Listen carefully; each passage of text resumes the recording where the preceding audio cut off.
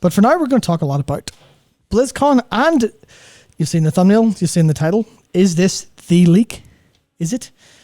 Because some people are saying yes, some people are saying no, but at the same time, it always happens, right? Or at least it's happened the past few times, where we've come up to the end of just before the announcement, and something has leaked a little bit.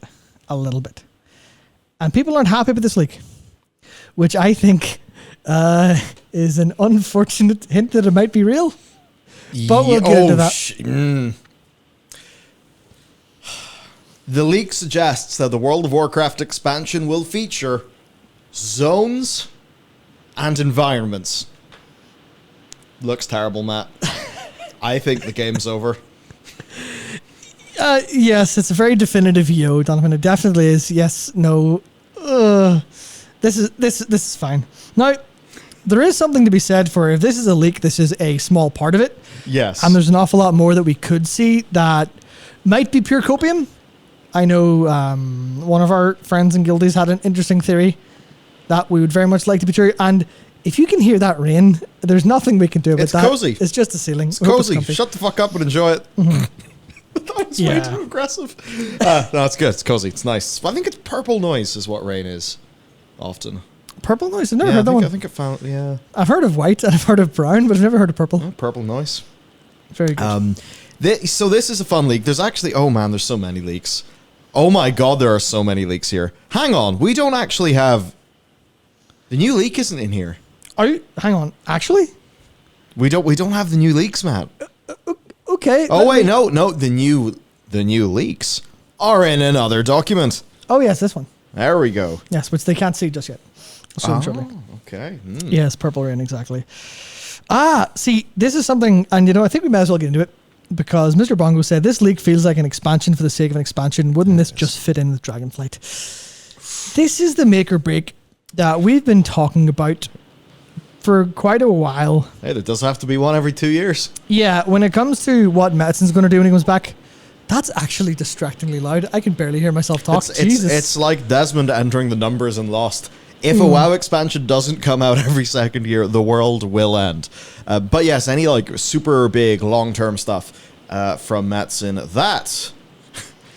This is great, Matt. We've already started the 12.0 train. Let's go! Choo, get on board.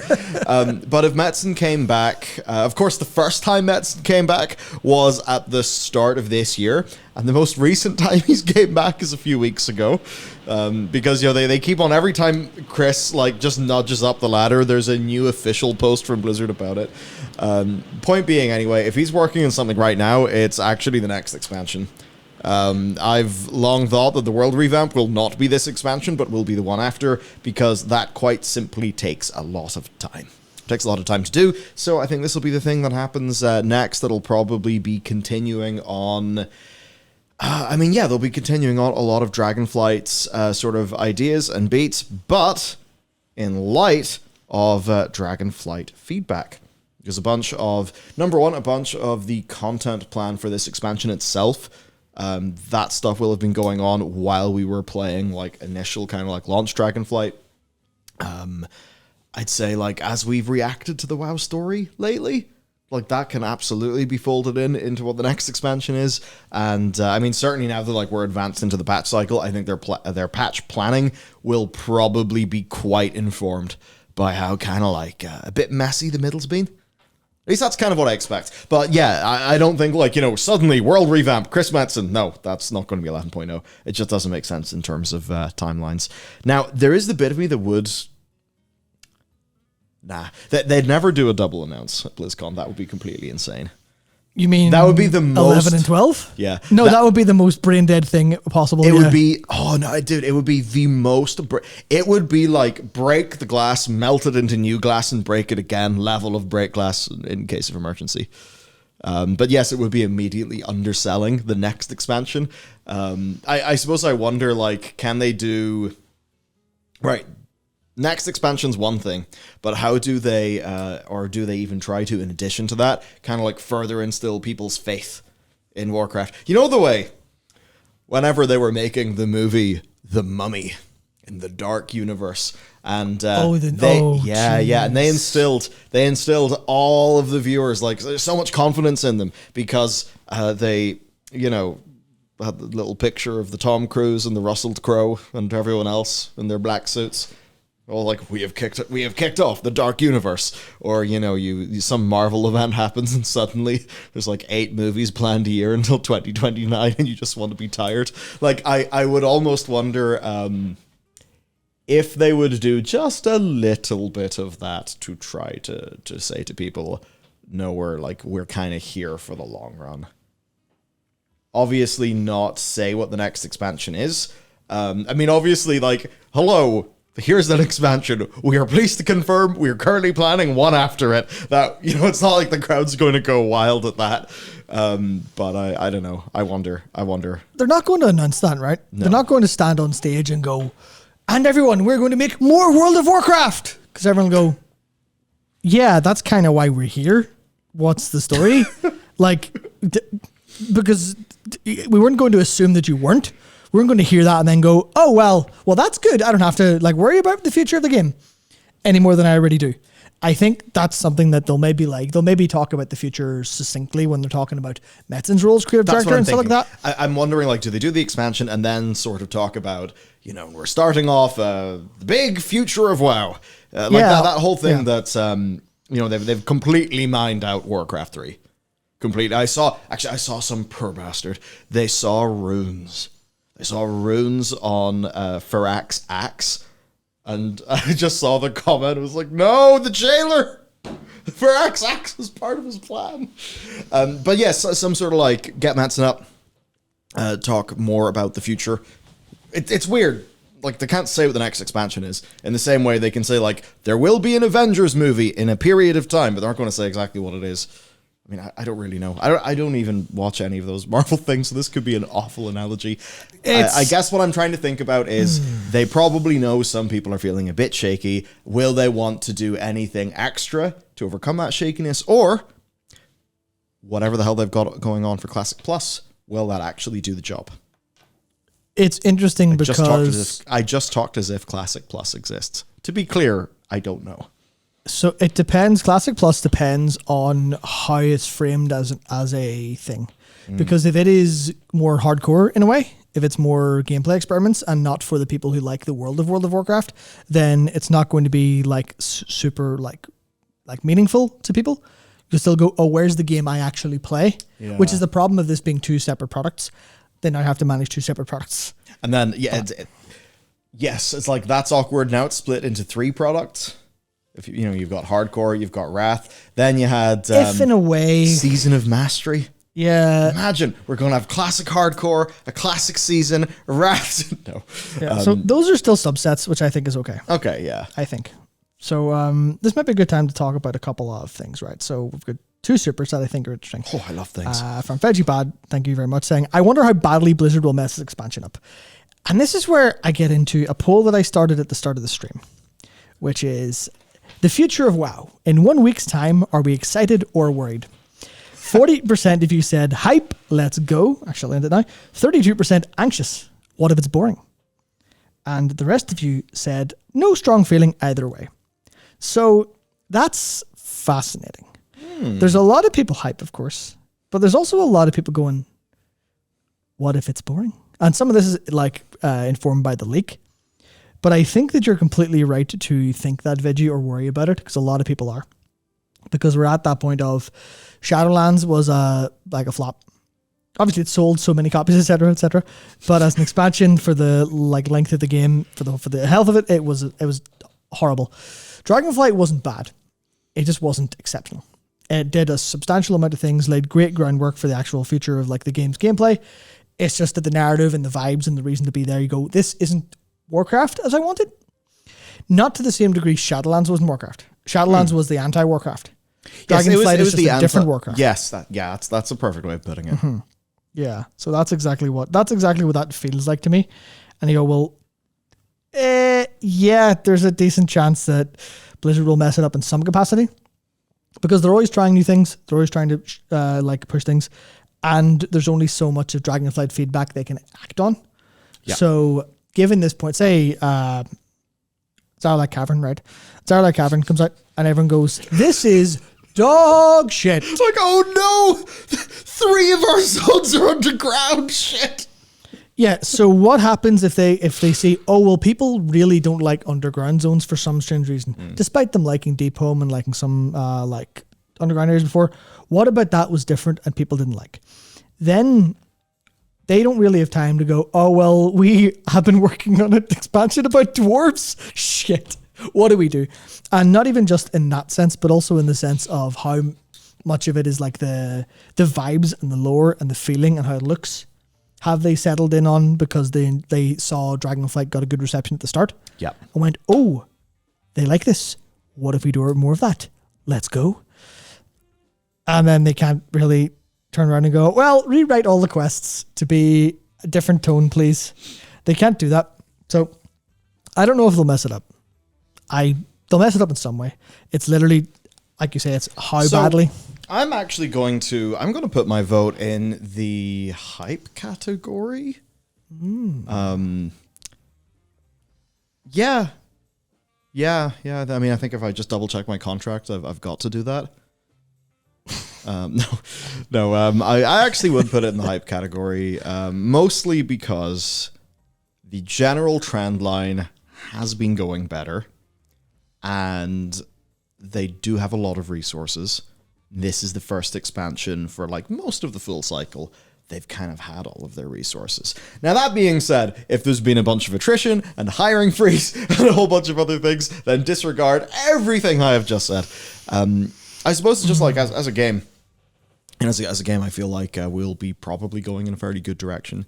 They've managed things. Like, it's weird with Dragonflight. They were managing things really well up to 0.1.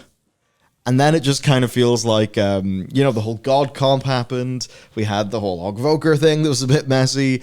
Now, of course, the trinkets are something that people are talking about. I mean, yes, I don't think the trinkets are going to be like the most impactful thing for the majority of players or anything like that. But there perhaps has been a little bit of messiness in towards the middle. Not exactly sure what or why. I certainly, I'll talk about this whenever I imagine we get to the new cinematic.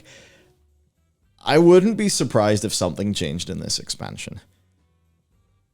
Just that they had the manpower to throw at the problem. I don't know, and I'm not trying to be conspiratorial. I'm just trying to make sense of how the middle particularly is the bit that felt confusing and disjointed and like it didn't really go to plan. Whereas you look at 0.2, and 0.2 is actually all looking quite solid. Farak is kind of like Farak seems like a good villain. It's just where is his middle bit? And it was, his middle bit was like lost in Fury Incarnate, not really having much Fury Incarnate in it. Tan 1 being messy. So I don't know. Internally, I'm just a bit suspicious as to what's going on there. I mean, maybe it's the case that I don't know, that there's a production swell for the new expansion. Maybe that takes away some resources. Maybe that's why things get messy. I don't exactly know. The one thing that I think this what this leak has done, though, Dakor, who does many things here, including our stream notes, has in all caps put in chat 4 new zones, 8 new dungeons. And it's just that whole thing, 4 zones, 8 dungeons, a new raid, season 1, slightly different affixes. To a lot of people, this is going to feel like, yes, it will continue. To a lot of people, though, I think they are now, even though some of these things, may be good and healthy, I think for a lot of people, to actually actively go back, and this is the bit where it's going to be challenging. I think we'll talk about this probably later, but the way 3 weeks ago we talked a lot about hey, Warfronts could have been really cool. Why did you make it a once a week for a bit of loot thing, where you could never, why did you go and ruin it? Or Island Expeditions could have been cool. Why did you go and ruin it? Torghast could have been cool. Could have been very cool. Why did you go and ruin it? I'm beginning to think it's if it is 4 new zones, 8 new dungeons, and just more of the same, then we're going to need to start seeing other things. Other features at endgame, other, just new, interesting stuff. Especially now that, classes are pretty much good and solid. Don't know if that would piss people off or not. Classes are... Definitely not. Moving Unless in a far better, direction. Yeah, so unless there's people who are very specifically worried about like balance issues at the very high end, I think the vast majority of people are pretty happy with their class. I think at the minute. Yeah. And it's hard not to be because like talents are pretty, like there's clearly a bunch of issues all over the place, but considering how much they've added like reworks and changes through stuff, even like being a rogue in 10.2 or Demon Hunter, you're going to feel fantastic going in. So I think the talent trees are definitely one of the like the bigger wins of the expansion overall. It's just that the issue, as we've talked about, like ad nauseum, effectively. Yeah, marksman is dead. Yeah, exactly. So there's a whole bunch of different things here. But that if you nail Hunter revamp, you're definitely going to get people back. I think Hunter was like always the or second most popular class. Around there. I know it's like Druid has a pretty substantial lead, and there's like Hunter and Paladin are very close after that. Yeah, seems right. Generally, which is basically to say, stop putting any effort into monks whatsoever because no one plays them. Please don't. Monks are great. But that actually brings me into what Necro said in their super. Thank you. Cheers, lads. Hope the new story is engaging. DF was good game wise, not great story wise. There we go. And that's what we've said. We've said that so many times so far. It's literally just. Yeah, you're definitely getting there. You're working super hard. Your design people are like not like they're stumbling sometimes, and there's certain like it's far from perfect, but it's so much better than it has been in recent years. It's just that the story informs the vibes and informs like how people feel when they play the game. And like, okay, like you're getting close to a case where I think people are getting kind of like this. It's not Mists of Pandaria. It's not Siege of Orgrimmar, but people are pretty happy. There's a decent amount of skill expression. There's a decent amount of customization. People are generally kind of popping off. Yeah. With how the game feels, especially with like the iteration between patches. It's crazy. Where like I can't imagine a world where we would have gotten the new crest update system in 10.1. And then upgrade system, I should say. Then they iterate on that to put that into your currency tab instead of your bags and allow you to upgrade crests upwards. As opposed to it being two expansions between those kind of changes. It's almost as if there's like a level of design continuity. Like, you know, I don't know exactly what way this would be structured, but it's as if like the person or the people who did the thing are able to then iterate it for the next patch instead of like just be off somewhere else doing something completely different. Which, you know, the way like a lot of games, they end up having sort of like the new game team and then the live team. I think they said Destiny was kind of running roughly like that. Veggie Bad, super thank you, and said the reason why I hate the aesthetic is because it no longer feels like a grim medieval fantasy. It feels like a Disney movie, a bad Disney movie. So like that's the funny bit. I mean, hey, get some Black Cauldron in. That's the Disney movie that kind of went so dark that they sort of tried to pretend it didn't exist for a long time, which is a bit bizarre. I mean, look at I almost forgot what it's called for a second, Revendreth. Oh yeah. As soon as everyone sees Revendreth and goes, oh, I recognize that whole aesthetic. Very, very good. Which is like, yeah, there's a little bit of that. We've talked about that at length, so I don't think we need to go too deep into it. I think it's just that difference of remember what a dragon used to look like, and now look at the new soft dragons. And I know the way they do it, like spiky, that kind of thing, is going to be hostile dragon, friendly dragon, going to be soft and smooth. But ultimately... That's really juvenile design. That's really juvenile. Yes. That's so childish. Yeah, I know. Oh my god, I can't believe I haven't screamed about that before. There you go, Matt, you have a new thing to scream about. Oh, that's so... Oh. We've extended his life by a good 15 minutes. Yeah, yeah. That's just, oh yeah, circle's good, triangle's evil. What? Is this for 3-year-olds? It's like, are you drawing Bluey or are you drawing World of Warcraft? What are you doing? I mean, that's not fair because Bluey's great. Well, no, actually, that Bluey being great actually makes that a far better point when you think about it. Because if Bluey was bad, then that would be weird. But like, no, you can see why somebody would like to do that because Bluey is actually good. From what I'm told, I've never watched a Bluey, but around me are more and more and more people that have. I don't know, maybe it's just we're all getting to that age now. But yes, I think it's like some of these dragons just being not having the edge that they used to have back in the day. The Night Elves not having the edge that they used to have back in the day. Which is, hey, why we get to say, oh, there was Taronda sharpening her glaive with big black muscles. This is far better. This is far better than your mascara, put on mascara, go Super Saiyan, get turned off by a loon, all that weirdness from Shadowlands. So it's one of those things, I do feel like a little bit has been lost as their art style has evolved. I would certainly like to see them go just a little bit further back. It's one of those things where I think for a lot of people, since Blizzard did the new player models, the new player models were like kind of a bit more goofy looking than the original ones. Now with the original ones as well, it's like you do just have like these very crunchy textures, and when you are dealing with big crunchy textures, it's kind of hard to make things kind of look that modern, soft and smooth. So what was it? What was it recently? People were comparing them. Like it wasn't a harpy. It was some creature anyway.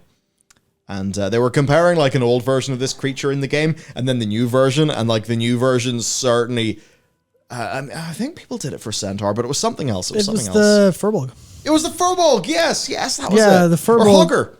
Yeah. Which, in fairness, like the new gnolls pose slightly differently, do still look pretty gnarly, but certainly not as gnarly as they used to.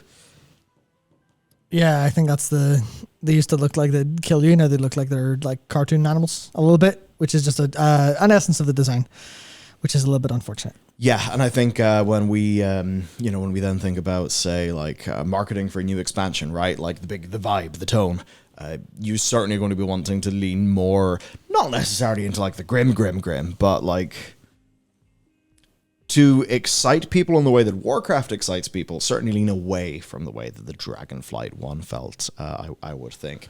But I think a lot of what we're talking about is kind of foreground to why when we sort of see the reaction to this leak, a lot of it was fairly middling to bored.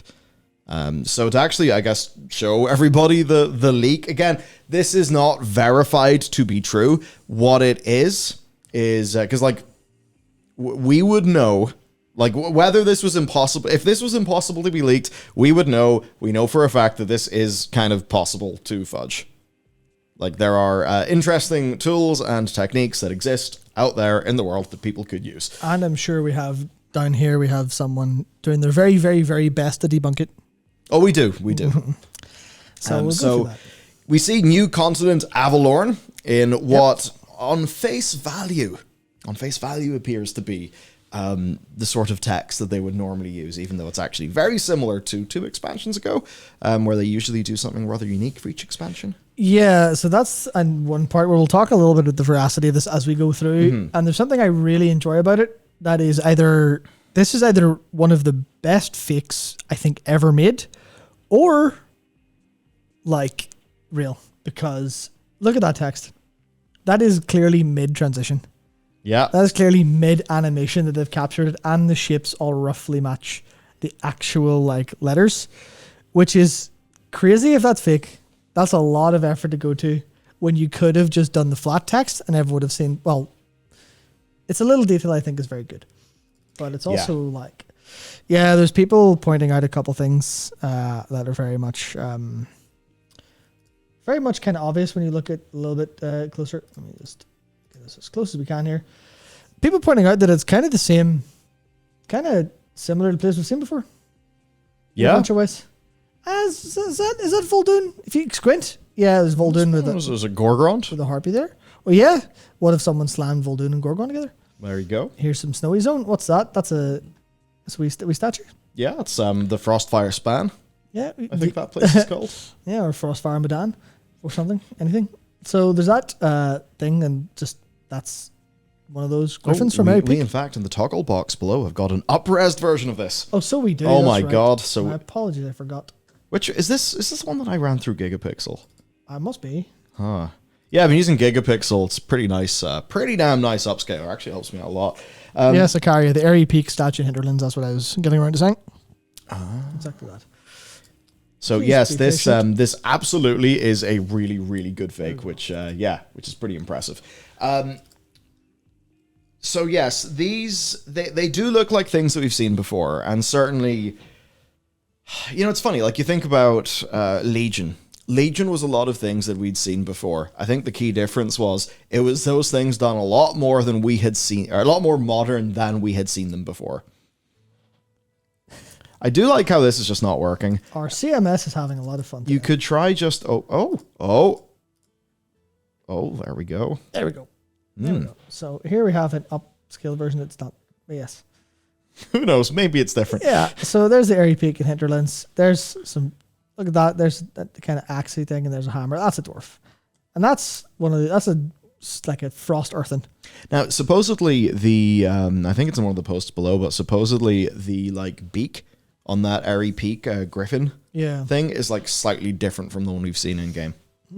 Is that an incredible edit job on their behalf? Could be. On the faker's edit job, or is this something else entirely? And here's a deserty zone with the harpy. Harpies, they're Warcraft. I remember dying to those in the barrens all the time. Yep. They're pretty good. So we've got some earthen. That's Wrath of the Lich King. There Icy you go. Boys. Yep. That's from Classic. That's good. Got and then we have something that looks kind of interesting. bit of Zaldazar or something. A bit of Zaldazar, but it's a little bit greener, it's a little cleaner. Yeah. It's got those little Orby statue things, which are very Titanic. Very Titanic. Which we also, see at literally physical versions of these are at BlizzCon. Those lamp statue things. This is too easily AI gen to me. You would definitely not get the level of coherence displayed in these by... Okay, so are these things entirely AI generated? I would say no. If somebody was doing a fake and they were going to be generating some textures, I could see there being like, AI used in that workflow. But no, like I don't think this is some sort of wholesale AI job. No, there's literally no hope in hell. Like I've seen some of the best AI stuff has to offer, and it's not even close to as like coherent as this. Now I know we had people in our like guild Discord, or was it the work Discord, complaining about the ground textures and saying they all look really kind of weird and off, especially down here if you can see it quite clearly. I was like, well, this is probably a work in progress. Yeah, if expansion's at least 6 months out. Sorry, at least 8 months out. Yeah, so at least 10 months out. If this expansion is like 10 months out, right? So yeah. This is 10 months out. This trailer probably made like a decent bit ago. Yeah. Right? Because they usually do like to get these things like ready sort of well in time in the corporate world. So yeah, like this being early, I think is fairly reasonable. There is one thing that's quite interesting. If you go down, yes, you can see there on the very right, we have a fight going on between some sort of dude and a harpy. And that dude, whenever one zooms and enhances on the dude, does match another league. Which may be the next thing that we'll be able to talk about. We're getting somewhere. And Net Soccer pointed out this effect on the Harpies is Razorgath effect. Which is either someone being smart in Epsilon or someone being smart at Blizzard. Because believe it or not, asset reuse is a great thing when it's used like this. Because even if you're going to tell the story about, hey, here's another part of Azeroth that we don't know, Harpies are all stormy, elementally. What's that about? And you can see we lead into a lot of speculation. A lot of speculation. Yeah. So to go then, right. So basic points for this. This stuff is too complex and too coherent to be fully AI generated. It absolutely looks like it's captured in game. That's notable because either somebody has pretty much nailed the look of the WoW render pipeline in Blender or something, or they're just doing this in a client, which I suppose like an Epsilon or something like that.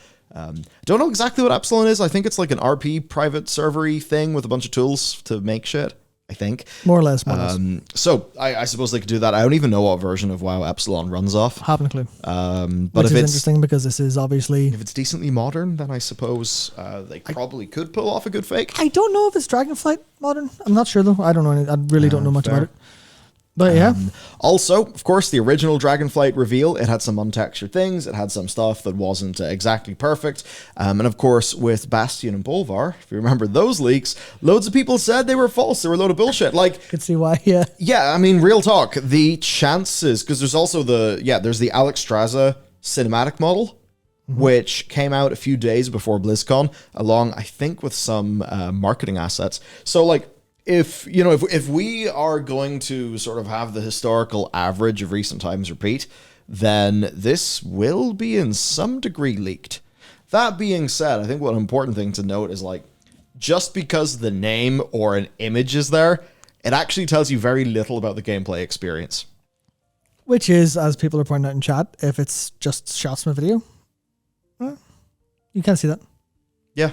You can kind of see that's kind of the point of just... Because you don't know what else is in that video. Yeah. You could have Torghast 2, the Warlock Tower, Archaeology, V3. It could be everything. Don't give the Warlocks more stuff. Warlock Tower, of course they'll get it. Give it a Druid Tower. Not biased at all. No, they need a Hunter Tower. There you go. Oh, yes. Game saved. Absolutely. So, then, some other things for the Avalorn text being mid-animation, which, in fairness, extremely easy to fake, but it is a nice touch if it is a fake. So Yeah, I mean, GG, makes it look like a screenshot. I guess another thing, too, the resolution that all of this is at is, like, it is low res enough to make it look like a 360p screen grab of a real thing. It's not high res enough to give away if there are any, like, you know, obvious, like, telltale signs. We've also... versioning things. Yep. That's the thing where if you're like, well, okay, well, we give this version to Media Agency A and we give this version to Media Agency B because they asked for it later. I'm not sure if they would do that. I don't know if they try to keep versioning the same. But if you do that, even for like translation differences and things like that, then you go, oh, well, that wasn't how that looked for them, so we can narrow it down. So obviously the whole point is there's more veracity and believability in a shitty leak than there is a real one, obviously. Yeah. We've got the new Direhorn model thing, whatever it is. It's a funny looking dude. But yes, this kind of looks like the Briarhorn hatchling battle pet that we got in Time Rifts. So, you know, one wonders, because, I mean, look at the two of them. Come on, like... That's some resolution. Would some people say this is a bit of a smoking gun, like we... I guess, I mean, basically... hang on. Unless you could open that model up, you could just mess around with the textures, I suppose. I mean... Everything is fakeable, but, yeah. Yeah, I guess this is the point where you go, well, how much effort... And this is where I think a lot of my this is real comes from. And it is literally just... Now, obviously, people are very dedicated and very crazy. But to have something that matches all the correct vibes... and also be this much effort is insane. Yes. And this is either a ploy to be hired by Blizzard or someone who just really absolutely loves like being part of the community and stuff, which means it could absolutely be true. But it's definitely like, it's extremely good if they did bother to go to this length to make sure that, because it was pointed out there in chat, what if the zone is like a Titan utopia? And that's the kind of vibe you get. You're going to get the lifey vibes of, hey, is this like a Titan-y place, but life good instead of life bad? Is this something like one of like ANR's retreats or something along those lines? Something along those lines? Could be. Hopefully not. Yeah. Because people wouldn't we would resonate with that. I don't know if people at large would. Yeah. Marleman had some thoughts as well on the Living World assets. Living World assets are just like, you know, when you move your character walks through, I don't know, some foliage and like a bunch of butterflies, like a little animation, a bunch of butterflies play. It's that kind of thing. Just makes the world feel a bit more dynamic. So there are a few of those that are kind of like models from Dragonflight. Reskins of those, which of course does make a lot of sense. It's like, hey, we need butterflies. We've already done butterflies. Okay, we can swap them around. Fine. There's a sitting cat that resembles, but is not the same. He says, as one of the 9.2 cat form cheetah skins, but a bit more snowy. Yep, absolutely. I mean, that currently unavailable reskin. And this is the thing where, again, I'll say it again, with the backing of Marleman this time. And if you don't know who Marleman is, the owner of, or the what's the term? The updater, the creator of WoW.tools. Wrinkly brain, very smart, good. Very smart and like fundamental to data mining. Yes. One of the people who likely know the most about this stuff outside of Blizzard. Just goes a few reskins of existing models going on, which ignoring the amount of work with the environment, with proper retail fog and lighting. That was something else someone put that up, which was there's a bit of like vertical fog that's only in Dragonflight. Which means if this is something like Epsilon, which people pointed out in chat is running on Legion with models and some features being added. Well, there we go. Obviously, they could do that, but that's an awful lot of work. That's a crazy amount of work. Probably not. And as Marlon says, not impossible, but, good amount of work. It's getting realer. It sure is. More real might be the better way to say that, but oh well. To keep on going, we've got a new big griffin. Higher resolution. Sorry, Epsilon runs on BFA. Thanks for the update, Fairly. Okay. So I guess that changed at some point. But still, BFA's 2 expansions to go. Yep. So we've got this, which of course, looks smoother. Does kind of make sense. So that's kind of interesting. And now, dwarves being there makes sense, all the Khazal Gar stuff. So if you've kind of got like big frosty zone full of frosty dwarves going riding big griffins, it's all pretty cool. A lot of people think the Wildhammer dwarves are pretty awesome, and we haven't actually had a great deal of Wildhammer dwarf stuff going on in World of Warcraft. Or anything dwarven, outside of a couple of different True. side stories, realistically. Yeah, so there's just a little post saying, pointing out all the differences between it, which means it's not the same statue. Nowhere close to it. And if you look at these collections of pixels that are down below, we can see the new snake animations. Right, I'm going to be honest. You see, whenever a community does stuff like this and looks at like, I need to run this through Gigapixel and see. No, you don't. No, not a chance. Not hope. When people are doing this, how does it interpret this? You have to know that this is a game. Like, I want to say this. I don't know if anyone at Blizzard is watching or watched our clips or anything. You have people who are looking at these pixels. You can count the goddamn pixels in this thing. You have people looking at that and they're trying to figure out that looks like a snake, and they have a different animation to the ones in game. If people are doing that, you have a community that you should never let go, because that is a level of devotion that is beyond all form of belief. Yes. These are the kind of people that will live and die for your game if they're going to this length. And that's something you should absolutely go for. Absolutely never let go. Which is a little bit savvy. Oh, this is the vertical fog bit. Yeah. So there's vertical fog. It's been showcased in the Dragonflight or Plus client, which is something people don't really use, because every time the game gets a substantial update, there's a huge amount of work that people have to do to get private clients and things like that running. Which is obviously Blizzard's whole point, because they don't want their game being pirated. Makes sense? Oh, yes, this is the bit, right? Yes, this is a fascinating right. This is certainly something. The question is, and this is the bit that I forget, the leak that then we can reference this with. I don't believe this leak, I don't know what date it was. I don't remember. It was a good while ago. Yeah. Now the person who goes to the amount of effort to do this is totally the person who could kind of get that web template, swap some things around, and sort of be good to go. But what you do see is a very similar looking NPC who is also in a rather Gorgrond, Vol'dun, probably a bit more Gorgrond looking zone. Very Gorgrond. Which, what do you think about this, Matt? If you're thinking Gorgrond, then you're definitely onto like vibes of lore and story direction, because Gorgrond is where all of the life shit went horribly wrong in Draenor. Remember Oh, sorry, I was thinking of Vol'dun. Yeah, no, the Gorgrond where all of the life, like the Everbloom, came from. Oh, I've bullet pointed a video on that. I should probably write that video. Yeah, so that's exactly the case of, that's fascinating. You're right, it also looks like an ogre/dwarf kind of thing. Now that's kind of fun. If it's looking like an ogre dwarf dude, then we could be thinking about, there's all that first flesh talk. There's the lineage between the Jaredine, the Vrykul, which ties into what Tarjan the Elder said in The Waking Shore, which then of course ties into there being a Vrykul ship that is shipwrecked on the Waking Shore, and sort of a whole bunch of things in and around there. To actually look at this then, new continent Avalorn. Now, if I can make out through these pixels, the distant lands of Avalorn. Our CMS is having a slight... Yeah, that shit never works in Notion. There we go. Maybe we should just use any type. Anyway. Or just... The distant lands of Avalorn. No, we'll use censored. We'll use censored starting soon. PM. Yes, we will uncensor that later. Yeah, redacted, I should say, maybe. Now, I don't know how we can unredact this later. Time travel? Yeah, do that. Paradoxes, though? Well, you'll find out about that in probably 2 or 3 hours.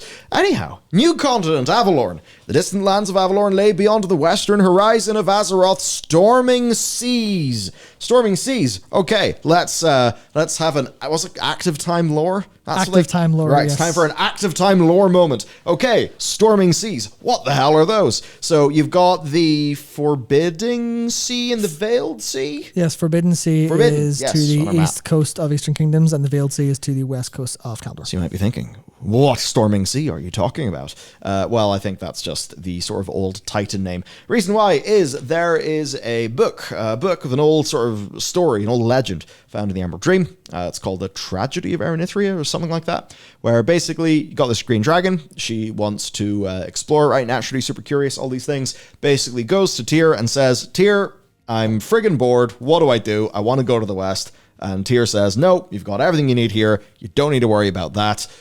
Beyond, the storming sea lies only ruin. Now, this was Tyr saying beyond the storming sea. So the Titans would call it the storming sea. We then think about the Algarian Storm Rider.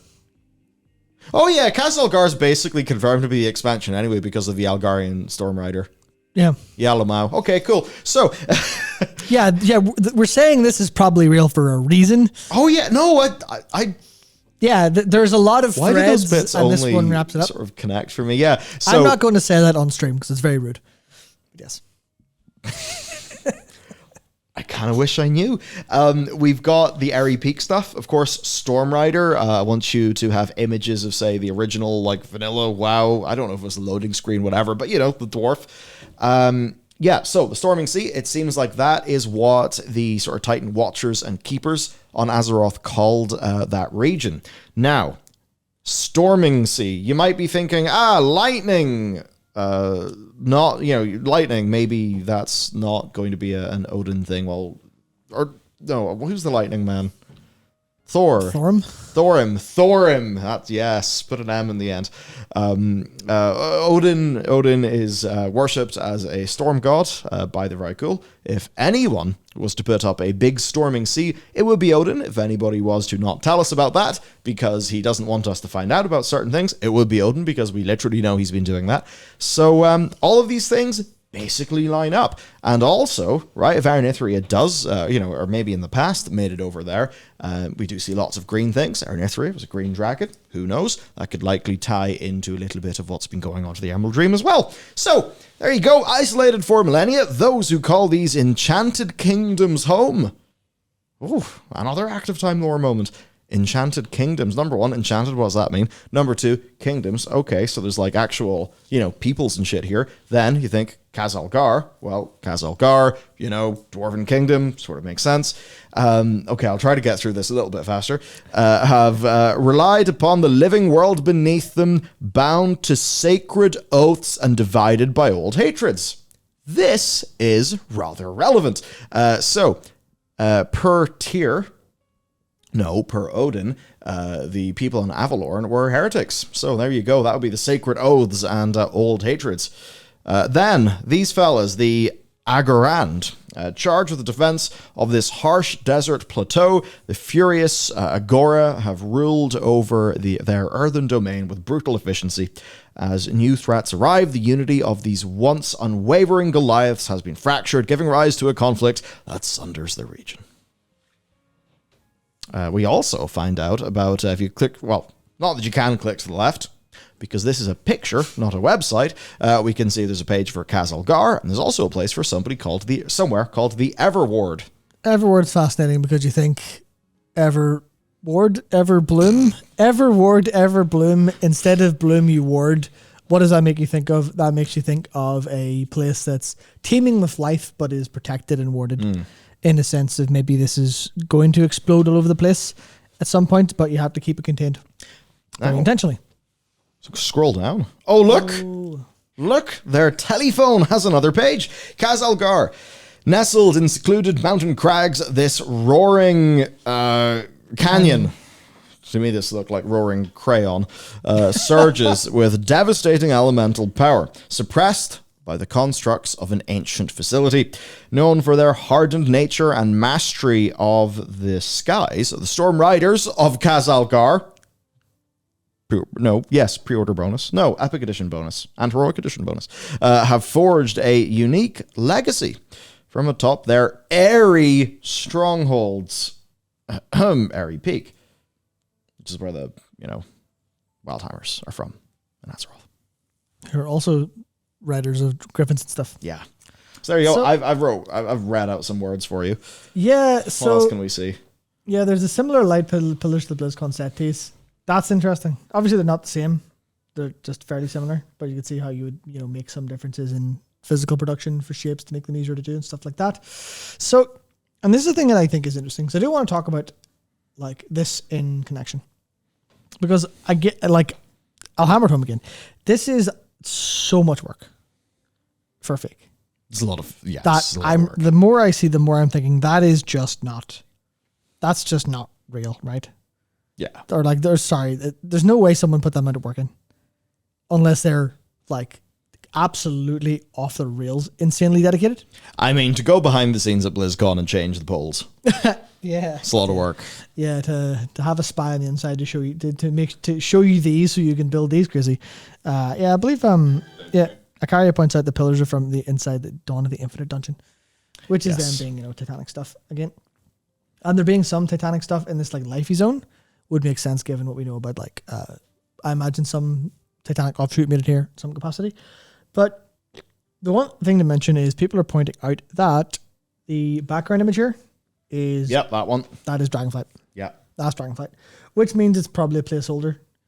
And this is where it's not this site. This isn't the live site. This site's not done. I've made sure this is scalable with some of these new assets for mobile. Yeah, and if you want a generic background to test stuff for the web, you use the one that's already on the website. Yeah. And it's not like they made an awful lot of changes, but they did change a decent few of the assets here, which just goes to show this is absolutely crazy. Crazy amount of effort to have, like, because think of it this way. This was done way before, right? This leaked way earlier, or leaked way earlier, whichever it is. And they still had like the background here of this zone, this earthen domain.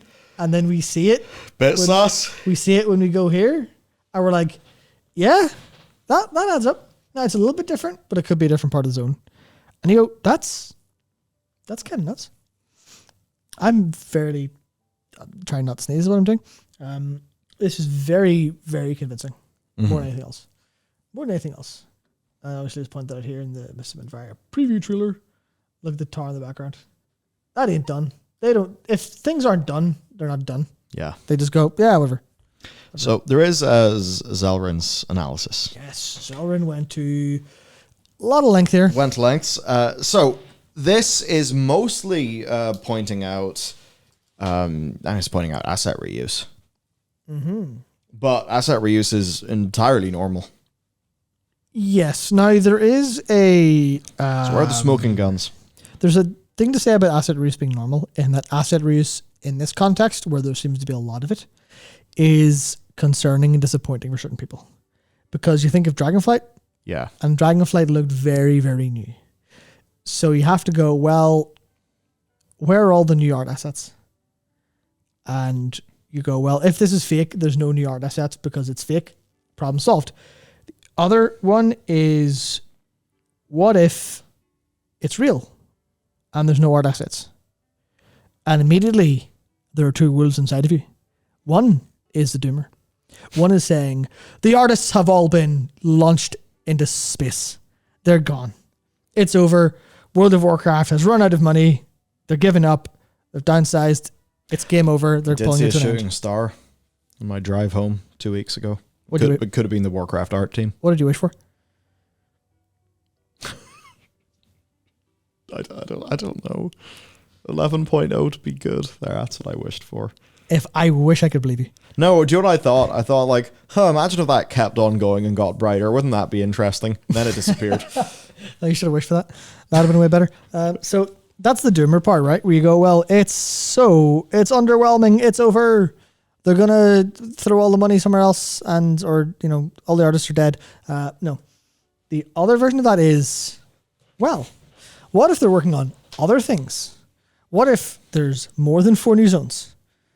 What if they're going faster and they're actually using asset reuse very heavily to make more game?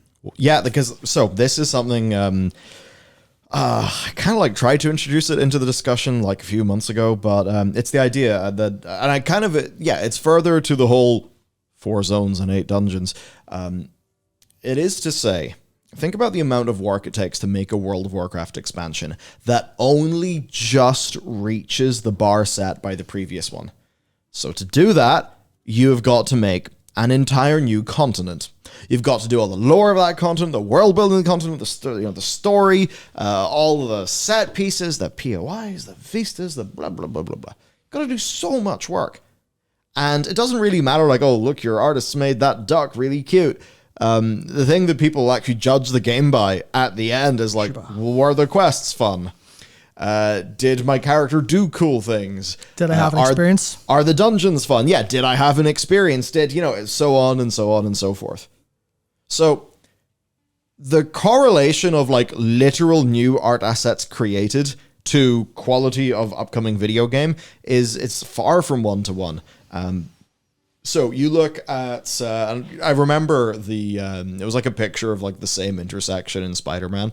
Maybe it was between Spider-Man 1 and Miles Morales, or maybe it was between Miles and a trailer of 2 or something like that. But it was somebody basically said, lazy developers, this looks the same. And like, this is the one to bring up as a joke because it's like, yeah, it's New York City. Now, obviously a new continent shouldn't look like exactly the old one.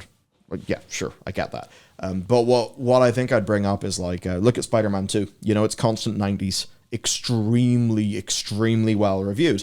And one of the useful things I'd imagine for Insomniac is that they didn't have to completely rebuild New York from scratch because they already had New York.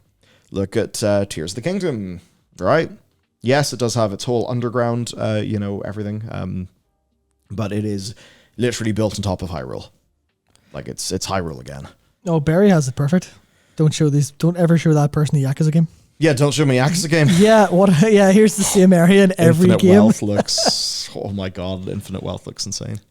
Yeah, so a lot of the reason they get to have a huge amount of fun with what they're making in the Yakuza series and why they're such an acclaimed series, it's like a not cult classic anymore because it's seeing a lot wider success, but like they're just like, here's the same map because your character's in the same area for multiple games in a row. Like that makes sense. So they get to use it and go really, really deep within that. And you get a whole load of like great positives out of that. But you also get a series with 1 billion games in it that are all like generally fantastic. Yeah. And they get to iterate on things like combat and their writing and stuff, as opposed to wasting a load of time going, well, how can this like 10 streets look better? There's like, yeah, what if we just make it really, what if we focus on the things that matter to people more a little bit? Yeah, so as an example, there's lots of ways that could go. Perhaps they have some sort of new feature. That new feature involves the art team. Maybe they want more beefed up patch content, and that involves the art team. Maybe 12.0 is a world revamp, and that very much involves the art team. All of these things could be true and could explain a reasonable amount, of asset reuse. And it's one of those things where it's like, in many ways, not always, but in many ways, a tree is a tree. Grass is a grass. A desert rock is a desert rock. And yes, obviously through a lot of the details, the color selection, the lighting, they will feel very different in different contexts. Because it's not just about plopping assets down in the world, like it's about world design, level design. So, it's like if you remade Dragonblight or stuff like that, with the assets from the Azure Span, it would probably still feel like Dragonflight because so much of that is about layout, composition, lighting, music, all of those things. So that there is like a bunch of similar asset reuse doesn't really like worry me that much. Even to take a look at that tree, I'm just going to assume that's a tree from, I don't know, Zildazar or something. I don't really mind. It's a tree. But like, tree's a tree. Whether that's a new tree or an old tree, as long as it doesn't stick out, I don't really mind. And if I was just running around in this zone, I would not notice. That's the thing that happens, especially when you are... How do I put this the most effectively? Whenever you're being a pundit or an armchair critic, and you're looking at something before the game is out, before it exists, you're going to look so carefully at all of this stuff and pay super loads of attention, be like, well, what's that? What's that? What are the pixels? What do these pixels mean? Are those the right pixels? No, those are the bad pixels, and I hate this game preemptively. Defeat in detail. In the same way that people were screaming over puddles in Spider-Man 2, and you're like, I get that you're bored. I get that you want to say something, but Sweet Mary, Mother of God. Calm down. You know the people who they saw, I forget exactly the name of the technique they use, but it's for filling in the interiors of skyscrapers in Spider-Man. There's people like they saw two similar scenes in like, a few windows in a skyscraper. Like, I can't believe they've done this. I cannot believe that this like filler for some detail in a skyscraper that I will be zooming past on my web is the same. Yeah, it's like that's really? That's where now this isn't entirely applicable to this situation because we would like World of Warcraft to be better. But the thing going around of like for a good while now, people saying I want shorter games with worse graphics made by people who like work less, and I'm not kidding. It's like that's yes. A real vibe. People want the games that are more experiential and more important that way, and that doesn't really super apply here. But it's the same idea of like if you fly past a tree and you're dragon riding and it looks like a tree and you don't get stopped by one of those branches, you're gonna be like, that's a tree. Sweet, cool, fantastic, wonderful. So even if this asset reuse is all very much proof that it's lazy expansion by lazy developers, that'll be fine. Obviously, Selvin was kind of just pointing it out for the reason to try and maybe debunk it in some capacity. But there's definitely a lot of cases like interesting reuse like that. I wouldn't call that asset reuse. No, I wouldn't. That's not asset reuse at all. That is a shape. That's similar swirls. That's a swirl. Like that's just a swirl. Oh, don't apply this to their combat designers. Oh Jesus, yeah. So I suppose yes, going through it, there are plus if there's Titan elements in the zone, it's like, do we need them to completely rebuild their entire Titan tile set? Like if they have a modern Titan tile set that is good to go, I'm happy for them to use that because that's what the Titan stuff looks like. I accept that, and it's like art assets made does not like correlate to places that you can go to, right? Like though those places are made out of assets, the bit is going to take you know what I mean, right? I'm just trying to point out that like the more that you are able to lean on work that you've already done, the more you're doing that. And I suppose, as you know, in your job, whenever you get to lean on experience or assets from a past project, that can really help your efficiency. And then that means, the extra effort that you can sort of buy back with that, you can put that into more content. You can put that into developing content more sustainably, or you can sort of put it into trying some cool new interesting shit. So this stuff I'm all totally fine with. Like ultimately, if you went to me and said this patch is all old world stuff, away you go, have fun in the old world, a lot of people would be kind of excited. A lot of people would say like, oh, it's content reuse, boo. But if the actual content was good and fun, you wouldn't really mind that. Oh, reuse like all the content you want. Exactly, yeah, because like we want to be in Azeroth. Send me back Dwell Forest for some reason. And people may say like, but if I go back to the videos that you made about patch 8.3 or the Nyalotha one, it's like I'd say, well, yeah, I just didn't think the world content was that fun. It's like if you are doing a lot of that asset reuse, I mean, yeah, you do need to make that ground back up. Yeah, that's one of the things where it is about the experience. It's not, the asset reuse doesn't make or break it. It theoretically makes it a little bit easier to do. And it makes it easier to focus on that experience. Yeah, because Marlon says the amount of this expansion will suck headcanon that's been made around the lake is absolutely bonkers. It's insane. It's like I was saying there about like people just having headcanons and ideas before it comes out. And I mean, I could literally talk all day about what this stuff could mean in the sense of lore and all of these like concepts of, right, well, if they asset reuse and then you can follow that logic to a billion different conclusions. Like I said, there's the doomer angle of, oh no, the artists are dead. And I wasn't about to say Coper. I was about to say something different, which is not the angle I was looking for. Also began in the sea, the Coper angle, which is, oh my God, they're able to do so much more with this. Incredible. And it's like, I think it's just people kind of projecting their expectations and using anything as a wedge to get that expectation to make sense. Yes. Whereas if this was all new assets in a Dragonflighty style, people would immediately say the exact same thing of, no, it's Dragonflight all over again. It's over. It's so over. We are not back. It's completely over forever. And ultimately, like, those perceptions are reinforced by stuff that they've seen before. They then see this leak. What does the leak kind of look like? It looks like 4 screenshots from a standard Blizzard trailer, which is probably what Blizzard will do. Then it's very easy to just have that leak or that link continue, and people just think like, yeah, doomed. Because it just resembles what you would expect, when in reality, World of Warcraft expansions that have been really, really good, if you leaked them in this exact same way, would basically look like this. Mists of Pandaria is an interesting one. Okay, maybe not Mists, because that was quite a direction at the time. Good ass expansion, people would be raging about it. Maybe Warlords would be different. People would like that, I think, if it was like super really well. I can't remember if it actually was or not. I wasn't super around community stuff at that time. But yeah, I know a lot of people talking about, yeah, just generally, people are forming an awful lot of opinion off a very tiny pinprick of information. And it's very hard to do that without immensely projecting or just filling in your own blanks, which is more or less that. Yeah, yes, Marlon, the only argument around the asset reuse regarding the leak is that it would be far easier to make a leak with reused assets rather than new ones. I think it's irrelevant otherwise. Agreed. Yeah, more or less. Yeah. More or less. Agreed, and I'm not going to prejudge the whole thing based on a few screenshots. It's like, look, all these zones could be quite fantastic to be in. We just literally don't know yet.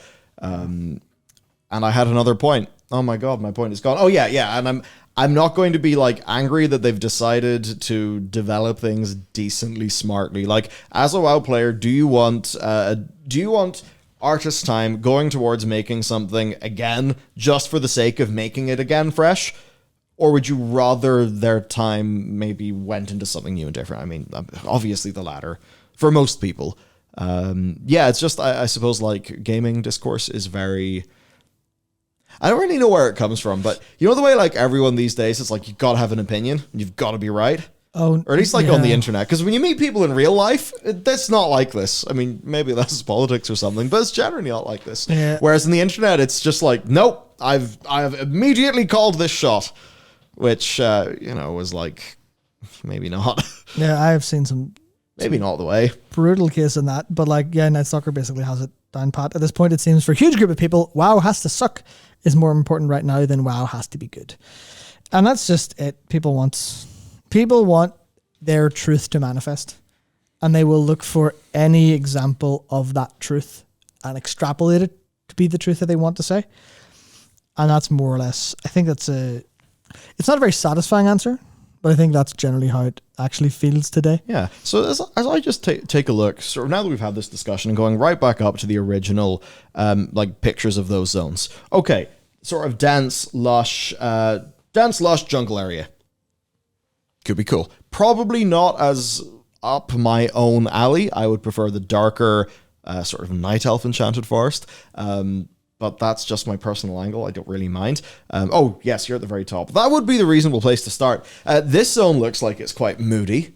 That could be pretty neat for storytelling. A little bit of a brighter Justfar. Yeah. Because it's how Foggate is. I could be totally down with that. And also, this could just be one sub-region of a zone. Too, because, like, if you think about Onaran Plains, if you're in those... the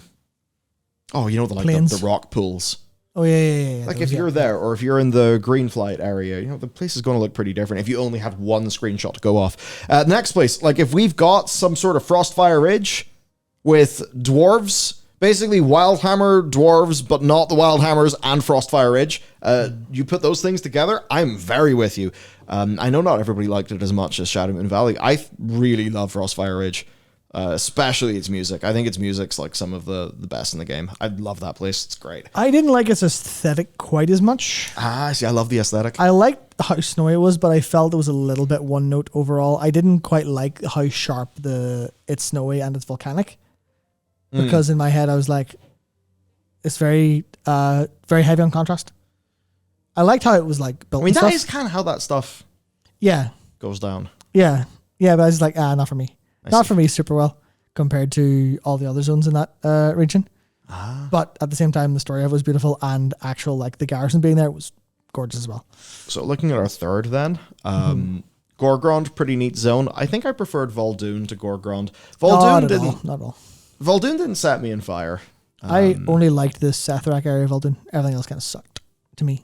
Yeah, to be honest, I don't really remember Vol'dun that much because I remember leveling up in it and basically never going there again.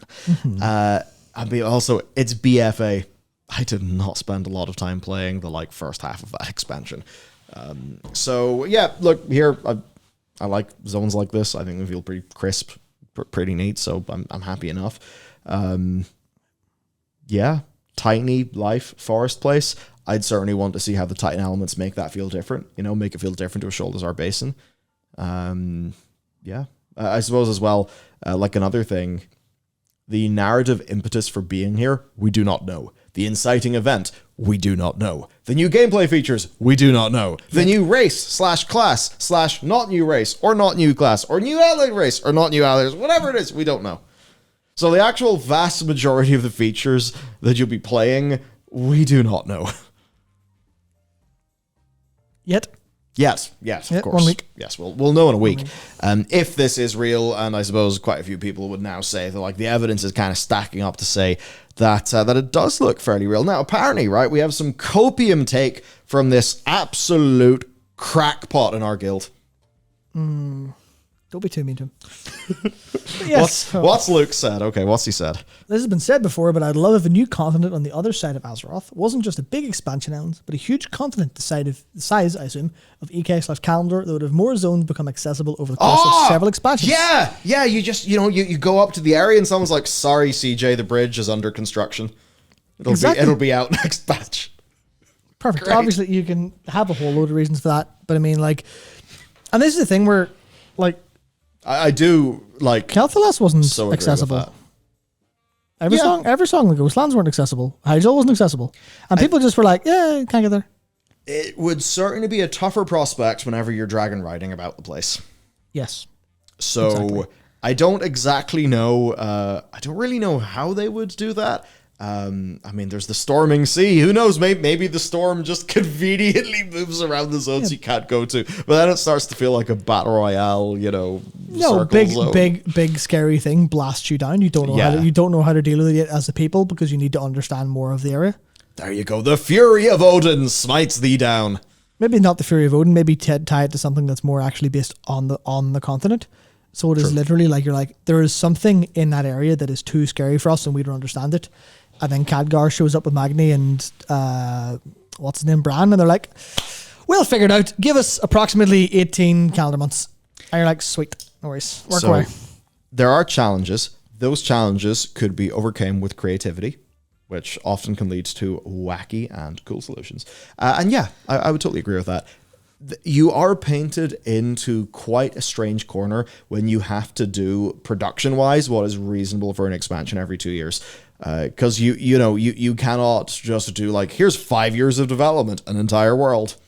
You just can't do that. But then it's weird if you're kind of secondary world is just made up of tiny little places. It's either you do it like that, or you do it say Elder Scrolls Online, where it is overtly a humongous place, and they're slowly adding regions to it as the expansions roll out. Or I think they kind of do that with Tyria as well in Guild Wars 2. Whereas in World of Warcraft, it's very much like you hit the map key and it's abundantly obvious, where everything is. Yeah, because I think in Tyria, the way that it'll be is, I don't really know how to describe their fog of war on their world map, but it's pretty clear that everywhere's got its fog of war, and then you explore it. No longer, of course, has fog of war, but there are parts of the map that have fog of war that you cannot explore, which makes it feel like it's this quite big world. I suppose that's maybe what I'm trying to say. Yeah, that's exactly yes. It goes on saying, make an effort to have it be vaguely coherent as a continent. Have a good chunk of the races and ideas we encounter there be somewhat ubiquitous over those expansions, showing those places are connected, which would be a great opportunity to expand the scope of lore while building on the non-cosmic ideas, such as all of these new cultures that show up for one expansion or one zone. And then we go, who are these Centaur? Let's not worry about the Maruk Centaur ever again. Nephin will be back. Yeah, more or less. Never be free. And that's the thing where that's one of the things people Now, so obviously there's examples of, well, this was introduced in Classic and then no one really cared about it again. It was just there, but you were playing Classic, so you got to hang out with the kobolds and the gnolls and stuff like that. So I think there's a whole pile they could do. Well, here's your dwarves. Here's your new eartheny dwarves. And they're a pretty compelling faction that do small changes over time and exist in some capacity. Yeah, doxing the Saberon. Yeah, they were cool. They were cool. So next time they want to design something that has that inspiration, they can't reuse a Saberon because they're these Draenor things. So they have to find a way to bring them back or do something else. I go, okay, well, we have to make them again. Because even they kind of did that with the new Harpies in Dragonflight. Well, they were different again in a way. They were still recognizable because they were Harpies, but like, yeah, you're going to do a little bit more. Yeah. You're right, the Saberon on Azeroth because of the Magar stuff. Yeah. Correct. So they could be there. But yeah, that's a good point of like if they actually do that again and continue to reuse these but develop their culture in some capacity, it would be way better. Now, yeah, it goes on to say the important thing is to make it feel like we're going to the proverbial new world. Show us there's a whole other half of Azeroth just as vast and developed, but separate. That would be cool. There's a little bit of a case of, can you make it feel coherent enough that it's not, why is Azeroth two planets slammed together? In the way that Dragonflight a little bit feels that way. And there's a couple of other things about, you're going to the new world. Cool. Where's that happened elsewhere? And all the other video games that are happening. Why is that a trend of everyone exploring at the same time? Cool. That's not a problem at all.